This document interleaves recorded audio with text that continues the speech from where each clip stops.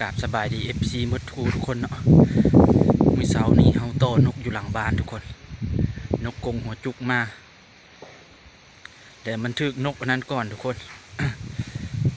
มันถึกนกจะน้อยเขาใช้ให้เบิ่งเนาะว่ามันถึกนกหยัง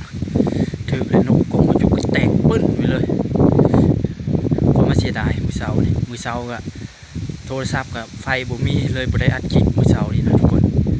สร้างไปอยู่สร้างไฟบ่ทันขึ้นเนาะไฟมืดนะสร้างขึ้นยากโทรศัพท์ก็มาก็ถึงนกตัวนี้ก็นกกงหัวจุกก็กำลังขึ้นมาหลายๆถึงนกอันนี้มันห้องนกกงหัวจุกก็ดีเลยทุกคนเอาเราคิดว่าถึงนกกงหัวจุกนะดีใจเมื่อเช้านี่เอาไปเอามาสิบ่แม่นซ้ำเนาะแต่เอากะซีอันนั้นเนาะแผ่น FC มากบ่นกอันนี้มาเบิ่งนำกันเนาะมักลงนะนกอันนี้นะแคนโตนกกงหัวจุกนะมีนกอันนี้อยู่วังใดมักลงได้ทุกคนลงดีนะเอากะเอามาใส่น้ำนก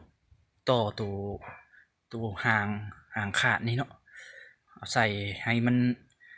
ให้นกต่อมันส่วนกินหัวอาหารนะให้นกกงหัวจุกมันส่วนกินหัวอาหารมันจึงบ่นั้นเนาะแค่ให้มันขังอยู่ตัวเดียวมันบ่กินหัวอาหารมันสิตายเนาะนกนะนี่เนาะทุกคนเอากลับมาขังไว้น้ำตัวนี่แหละนี่มี2 ตัวเลยนกนะมันเป็นอันนั้น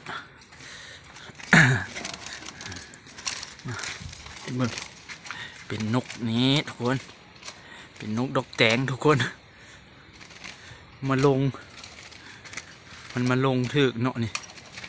นกดอกแตงยัน FC ท่านใดมากกะอันนั้นเนาะนกดอกแตงแค่บ่มีไผอันนั้นบ่มี FC อยากได้เฮากะสิเลี้ยงไว้แค่มันกินหัวอาหารได้ทุกคนให้นกกงหัวจุกนี้ส่วนมันกินหัวอาหารนะเฮาได้นกใหม่มาเฮ็ดนี่แหละเอามาใส่น้ำนกเก่าที่เฮามีไว้เนาะที่เฮามีแล้วเอามาใส่เลยให้นกตัวเก่านี้มันส่วนกินหัวอาหารนะกินน้ำกินหัวอาหารนะ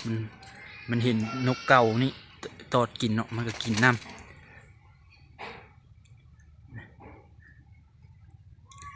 ตื่นดีใจเมื่อนะมื้อเช้านี่ยินเสียงฮ้องแอ๊กว่าถึกแล้วว่ะอยากไปเบิ่งอ้าวนกดอกแตงถึงนกดอกแตงเนาะทุกคน กันเป็นไผ่สนใจเนาะ FC ใหม่ FC เก่าสนใจก็ติดต่อมาได้เด้อดอกแตงกับนกกงหัวจุกตัวนี้เนาะเนี่ยดอกแตงก็จะเบิ่งเตียงไปเบิ่งมันจะกินหัวอาหารบอกแค่มันกินหัวอาหารก็รอดเนาะทุกคน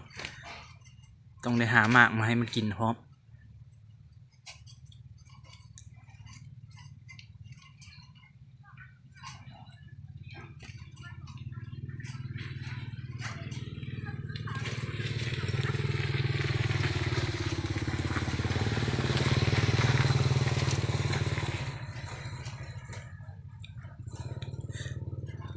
ถึกแล้วห้องนกกงหัวจุกกำลังมานะมันขึ้นมาแต่ทางห้วยน้ำนกกงหัวจุกก็ถึกแล้วห้องแอ๊กอยู่เอาเลยคิดว่าถึกนกกงหัวจุกถึกมาเบิ่งสิว่าดอกแตงแบบดอกแตงนี้มันมักลงเลยทุกคนมันมักโตนนะไปต่อนกกงหัวจุกนี่เกือบว่าจะได้ตลอดเลยช่วงเขาไปต่อช่วงนั้นเนาะเกือบได้ตลอดอันนี้เขาเกาะอยู่หลังเฮือนฮะหลังบ้านเนาะส่วนหลังบ้านวังเก่าคนแหละ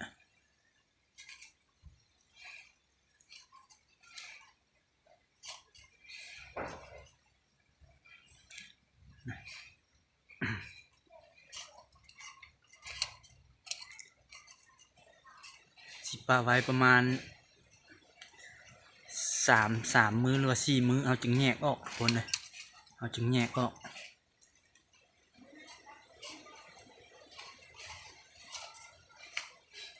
ว่าให้มันกินหัวอาหารกินอันนั้นก่อนกล้วยก็ยังมีอยู่เลยกล้วยก็โอ้แห้งเหี่ยวหมดเลยมันก็ยังกินได้อยู่แต่ว่ามื้อนี้ทรงเบิ่งมันทรงคือสิบุกิน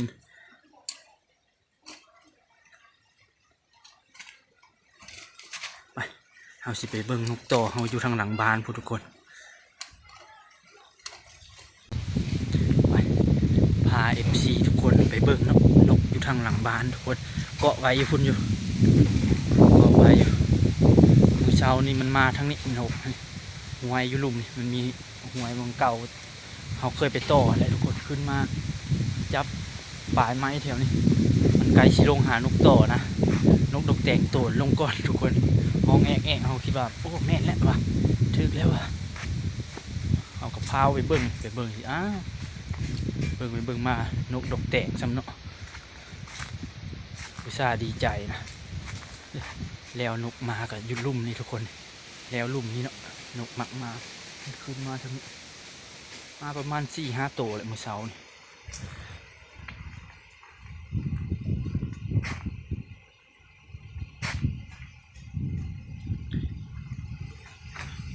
วันนี้ก็อันนั้นอยู่อากา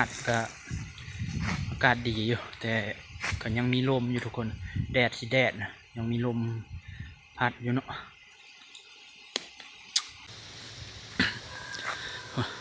เขาเกาะไว้บนเก่าบางท่านเนาะทุกคนไปเบิ่งเอากระสีเอามาเลยเนาะนกต่อกะเพราะว่ามาเมื่อเช้านี่มันมากำลังมาลงนะนกเขาเกาะอยู่นี่มาจับแถวนี้ทุกคนเลยจับปลายไม้แถวนี้แหละจับปลายไม้แถวนี้ประมาณ4-5 ตัวเนี่ยเขาก็เจาะเบิ่งอยู่แต่โทรศัพท์เขาซะไว้อยู่นะไฟมันมืดเนาะเขาบ่ได้เอามากำลังชีตัวหนึ่งบินมานี่แหละทุกคนดกแตงเสื้อโดดลงห้องลงเลยก็แตบห้องแง่พุ่นบินงับขึ้นไปเลยนกกงหัวจุกอะมันก็บินขึ้นไปเลยทุกคนบินไปทางห้วยน้ำอยู่ลุ่มไปทางพุ่นแหละเกือบได้แล้ว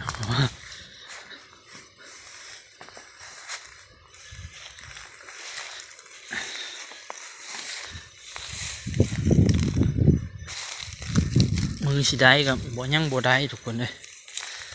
มือนั้นก็ได้ตัวหนึ่งอยู่นกกงหัวจุกนะมามือนี้ได้ดอกแตงเนาะได้นกดอกแตงทุกคนเลยตองเนี่ยถือเบื้องฮะเนาะมันโตนลงเบื้องทางฮะเบื้องทางนี้บนโตนดอกแตงก็มาประมาณ2 ตัวเป็นคู่หนึ่งเนาะดอกแตงมันมาบินลิ่นแถวเนี้ยแล้วก็มาโดดลง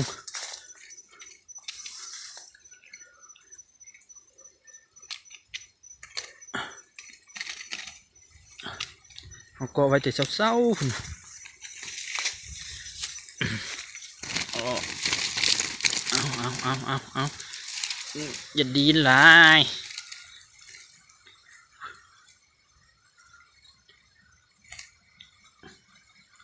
โอ้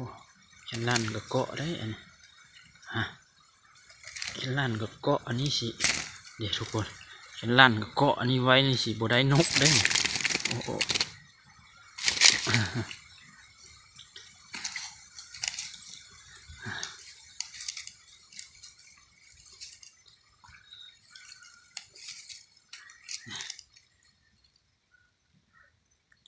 เริ่มมาแล้วนกต่อเขาเนี่ยเริ่มสร้างผลงานเลยได้ทุกคนเลยแต่ว่ามือนี้ก็ผิดคิวกับย่าเนาะมันก็เริ่มมาเลยทุกคนเลยดอกแตงมาลงมันก็เริ่มสร้างผลงานให้เราแล้ว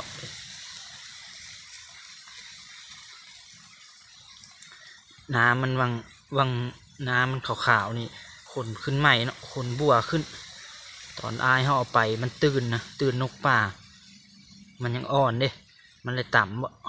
ำตุ้มเดี๋ยวนี้ป่งขึ้นใหม่เลยเด้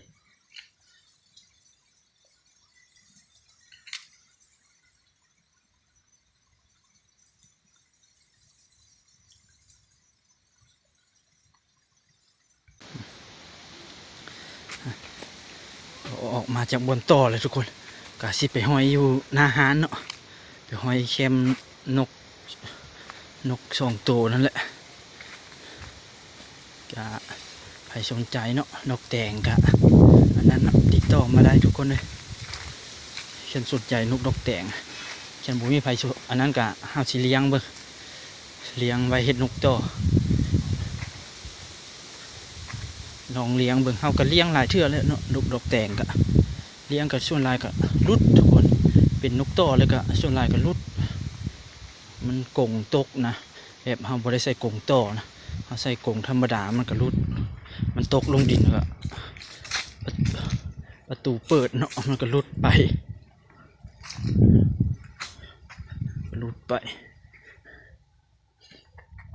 วันนี้ก็สร้างผลงานได้ดอกแตงมือนี่มือหน้าให้มันหมานกงหัวจุกเด้อมือหน้าเด้อ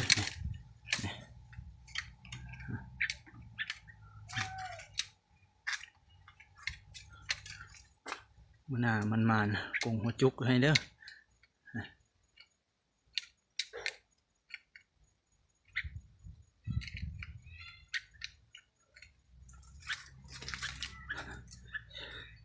สีเนี่ยสีเงาอยู่ดอกแดงนะทุกคนจับอยู่กับเงาอยู่เลย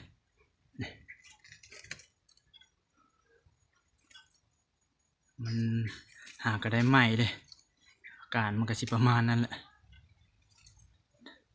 ถ้าเบิ่งแค่มันบุกกินหัวอาหารเขาก็สิได้ปล่อยมันทุกคนแค่มันกินหัวอาหารกินอันนั้นแล้วก็สิได้เลี้ยงเนาะ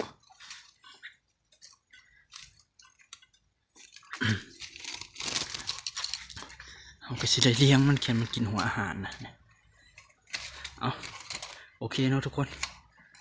มาวันนี้ก็ฝาก FC ทุกคนแหละเขามากดไลค์กดติดตามให้เนาะเจอกันคลิปหน้าเด้อทุกคนขอบใจ FC ทุกคนเนาะที่เขามาเบิ่งเนาะเจอกันคลิปหน้าทุกคนเลยอยากได้ก็ติดต่อมาได้เนาะนกนี้เนาะ